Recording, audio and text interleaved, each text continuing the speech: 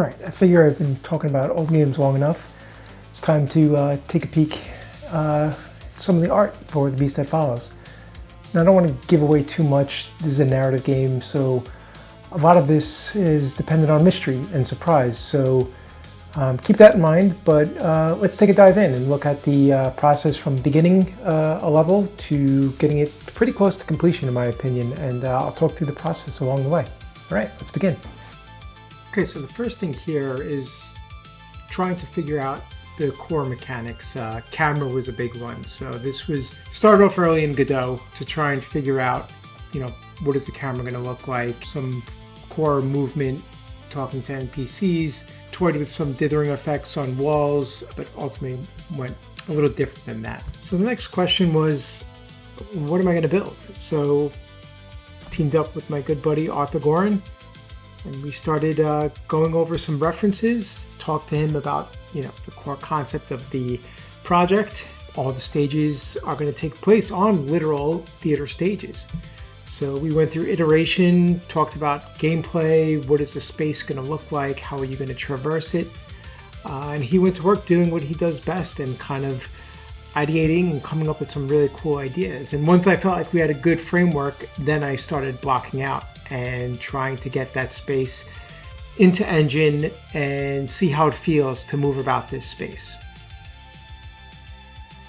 So with the blackout in place and Arthur working on more concepts, I kind of dedicated my time to figuring out some more systems, things like looking at objects in the environment, getting a rudimentary inventory system set up, things like that. Just kind of kicking the tires, seeing what works, what doesn't work. A lot of trial and error. Also, how would you transition to different environments?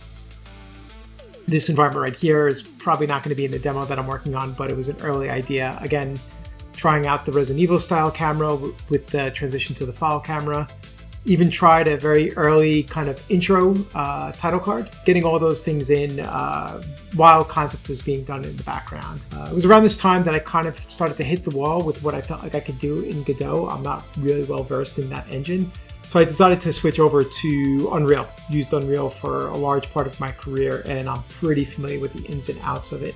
It's also a lot more robust in terms of what it could give me in terms of bells and whistles and things like that. So spent quite a bit of time at this point transitioning all the code and everything over to Unreal from Godot, and that took a lot of time. But it was around this time where Arthur had wrapped up a lot of his concepts. And so armed with these amazing concepts, specifically these callouts here, I started getting into it and making some art. Modeling is my first love. It's what I started in the industry as just a kind of a generalist, but specifically environments. And I can't tell you what a dream it is to work off of really good concepts like the ones that Arthur provided. I love just bringing in the concept, working over it to make sure that I get that transition as cleanly as possible from 2D to 3D. And one of the fun things about working with a artist like Arthur is that his concepts afford me the opportunity to embellish and kind of expand. So I'm not only respecting the 2D, but I'm allowing my own creativity as an artist to shine through. And I'll get a little bit more into that when you see transition over to some ZBrush renders. But right now, it's just kind of blocking out the shape, getting the rough shapes in so I can sculpt and start to refine. It's pretty quick, it's pretty dirty. The mesh is pretty messy, as you can see here, but it gives me a good basis to kind of bring it in and sculpt on top of.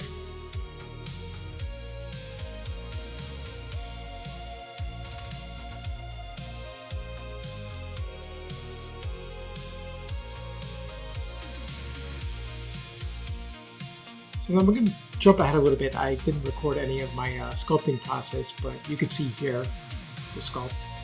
And I've kind of embellished, added a spinal column in. I felt like that would be a really cool element. And this is the textured version, so kind of one of our core color schemes in the game is black and gold. And this kind of rough industrial feel with a more Baroque, elegant gold kind of color. So those mixed together give the game like a really strong identity, I feel. So here's another asset. Didn't really have a concept for this one per se, but at this point I understood enough of the shape language that we were going for that I was able to kind of play jazz a little bit and just go off on my own, make some decisions about the detail I wanted to get in. This is sped up.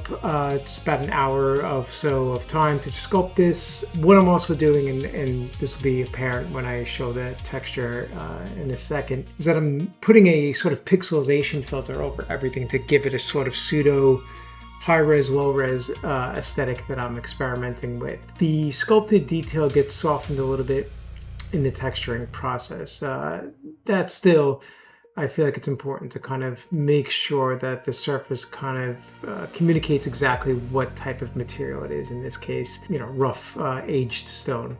So as you can probably see, creating art assets is one of the most time-consuming aspects of game development, but it's also incredibly rewarding, and no better feeling than seeing an asset that you've spent quite a lot of time on suddenly manifest itself in game and go from just like a block out to a fully realized space. But this video is starting to get a little long, so I think we'll start to wrap it up here, and I'll leave you guys with one little last peek at the first level of The Beast That Follows that hopefully you'll be getting to play in the not too distant future.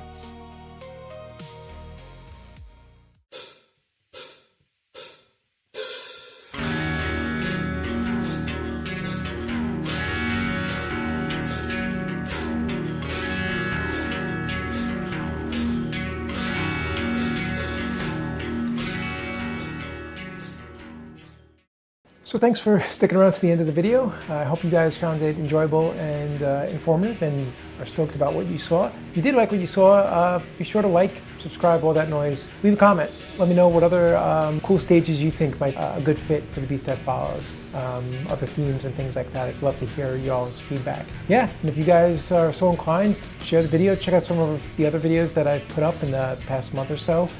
And hopefully you stick around to check out some more as we continue to develop this demo over the next couple of months. Thanks so much.